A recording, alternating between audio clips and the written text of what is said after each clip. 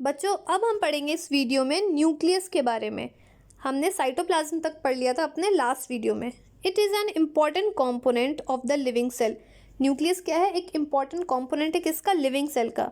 It is generally spherical and located in the centre of cell. तो ये कैसा है? स्पेरिकल शेप है और कहाँ लोकेटेड है? In the centre of cell. It can be stain and seen easily. आप इसको स्टेन करके काफ़ी ईजिली देख सकते हो। कहाँ पे? Under a microscope. Nucleus is separated from the cytoplasm by the membrane called a nuclear membrane. So nucleus cytoplasm से कैसे separate हो रहा है? By the nuclear membrane. This membrane is also porous. तो nuclear membrane है, इस चीज़ का ध्यान रखना है कि nuclear membrane कैसा है? ये porous in nature है and allow the movement of the material between the cytoplasm and inside the nucleus. तो ये movement of material में help करता है porous nature होने के कारण. With a microscope of a higher magnification, we can see a smaller spherical body in the nucleus. Nucleus के भी अंदर क्या होता है? एक छोटा सा बॉडी प्रेजेंट होता है, स्पेरिकल बॉडी.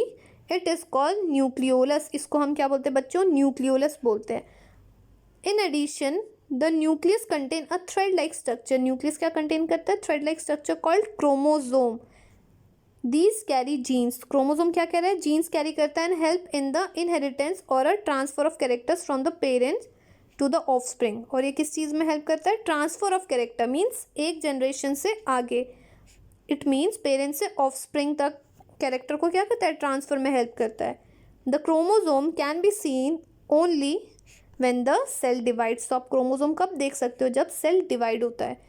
तो इसके लिए जो भी आया है न्यूक्लियर मेम्ब्रेन, न्यूक्लियोलस, तो पहले मैं आपको फिगर दिखा देती हूँ. ये देखिए, ये फिगर है आपका न्यूक्लियस का. तो न्यूक्लियस क्या होता है? डबल लेयर होता है. और ये देख रहे हैं, तो इनके बीच में क्या हो गया? पोर प्रेजेंट है, that is nuclear pour.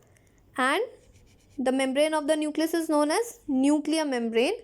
This one thread like structure क्या हो गया आपका? क्रोमैटिन. और न्यूक्लियस के अंदर एक स्पेरिकल स्ट्रक्चर जो भी हमने पढ़ लिया, ये क्या हो गया बच्चों? न्यूक्लियोलस. तो अब हो गया ये बिल्कुल क्लियर. तो दोबारा चलते हैं हम अपने उसी पेज पे. ओके, तो यहाँ तक डन है. Next is nucleus in addition to its role is the inheritance. तो न्यूक्लियस का एडिशनल रोल क्या है? इन द इनहेरिटेशन में या इनहेरिटेंस में यूज कर रहे हैं ये. Act as a control centre of the activities of the cell. और ये क्या करता है? सारी सेल की एक्टिविटीज को कंट्रोल करने में कौन हेल्प करता है? Nucleus. The entire content of the living cell is known as protoplasm. और प्रोटोप्लाज्म क्या हो गया? जितने भी कंटेंट है लिविंग सेल के, that is known as protoplasm. It include the cytoplasm and the nucleus. ये क्या इंक्लूड कर रहा है? साइटोप्लाज्म के अंदर के जितने भी जेली लाइक सब्सटेंसेज है एंड न्यूक्लियस के अंदर जितने भी जेल लाइक सब्सटेंसेज है, दोनों का आप मिलाओगे, that is known as protoplasm. तो समझ में आ गया प्रोटोप्लाज्म क्या है? Protoplasm is called the living substances of the cell. Protoplasm क्या है? Living substances. इस चीज़ को ध्यान रखना है. Okay, next is gene. Gene के बारे में हमें पढ़ना है. Gene is a unit of inheritance in the living organism. तो लिविंग ऑर्गेनिज्म में क्या है? यूनिट क्या है इनहेरिटेंस का? आप क्या बताओगे? जीन है. It control the transfer of the heredity characters from the parents to offspring. तो जीन्स ही हेल्प करता है. जैसे आप देखते हो ना कि लोग कहते हैं कि अरे इस लड़की की शक्ल बिल्कुल अपने मम्मी की तरह है या पापा की तरह है. तो वो किसकी वजह से? वो जीन्स की वजह से. बिकॉज जो हेरिडिटरी कैरेक्टर्स है ये पेरेंट्स टू ऑफस्प्रिंग में ट्रांसफ़र करने में हेल्प करता है. This means that your parents passes some of their characteristics to you. तो वही जो मैंने अभी एग्जाम्पल बताया कि पेरेंट्स से कुछ कैरेक्टरिस्टिक्स बच्चों में ट्रांसफ़र हो रही है. If your father has brown eyes, example दे रखा है, you may also have brown eyes. अगर आपके फादर के ब्राउन आइज़ है तो ज़रूरी नहीं है 100% ही ब्राउन आइज़ होंगे. पॉसिबिलिटीज़ होती है कि येस ब्राउन आइज़ हो सकते हैं. If your mother has curly hair, you might also ended up a curly hair. अगर आपकी मदर के पास कर्ली हेयर है तो आपके भी पास चांसेस है कि आपके पास भी कर्ली हेयर होंगे. However, the different combination of the gene from the parents result in the different characteristics.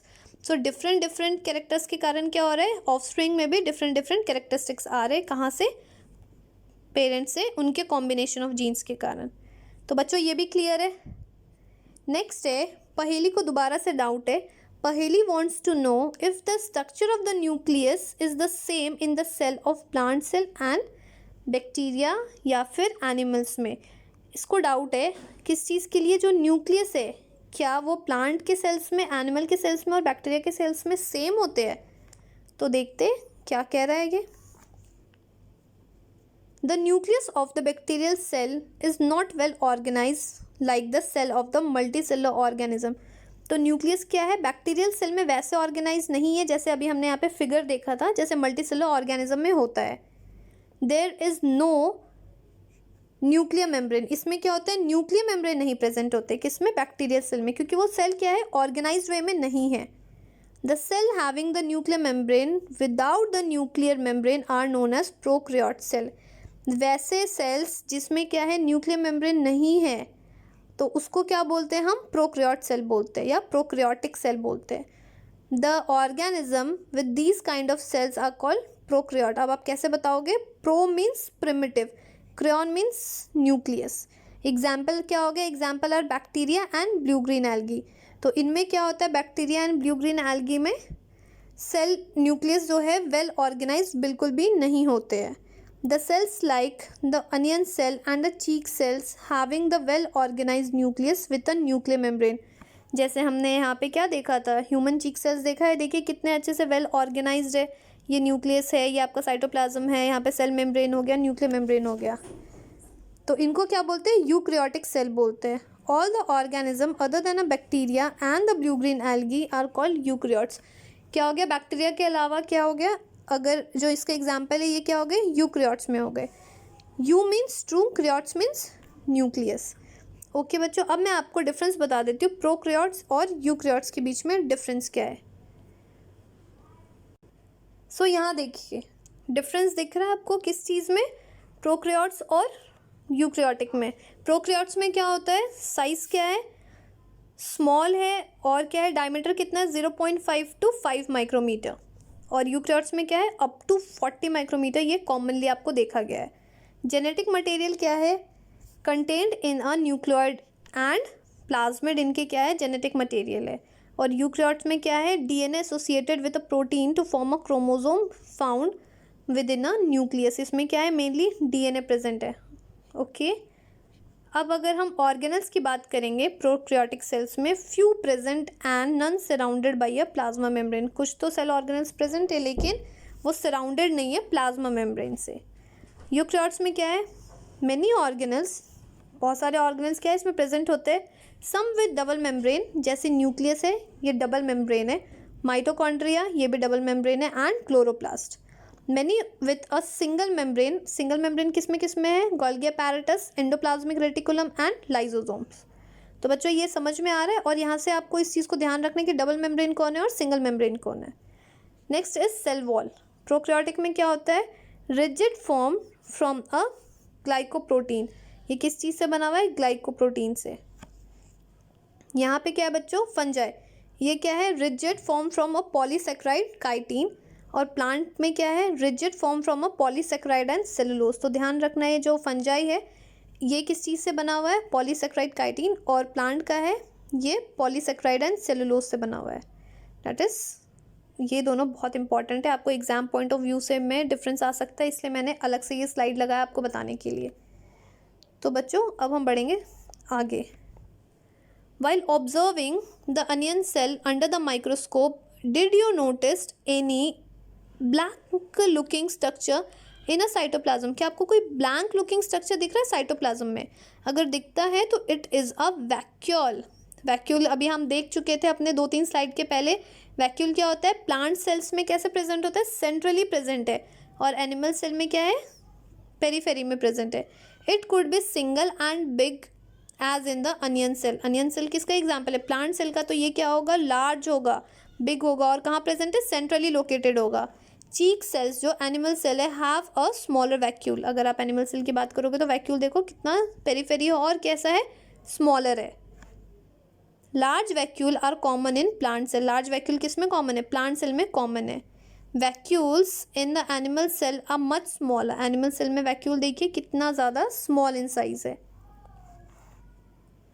You might have noticed the several small colored bodies in the cytoplasm of the cell of Tradescantia leaf. They are scattered in the cytoplasm of the leaf cell. ये क्या होता है? scattered होते हैं कहाँ पे? Leaf के sales में, साइटोप्लाज्म में scattered होते हैं, तो उनको हम क्या बोलते हैं बच्चों? प्लास्टिड्स बोलते हैं.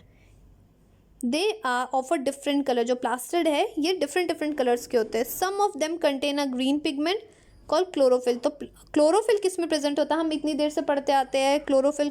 तो क्लोरोफिल प्रेजेंट है आपके प्लास्टिड में. Green colour plastid are called chloroplast. तो ग्रीन कलर के जो अगर प्लास्टिड होगा उसको आप कहोगे क्लोरोप्लास्ट. ये जो दिख रहा है dotted like structure, this is known as chloroplast.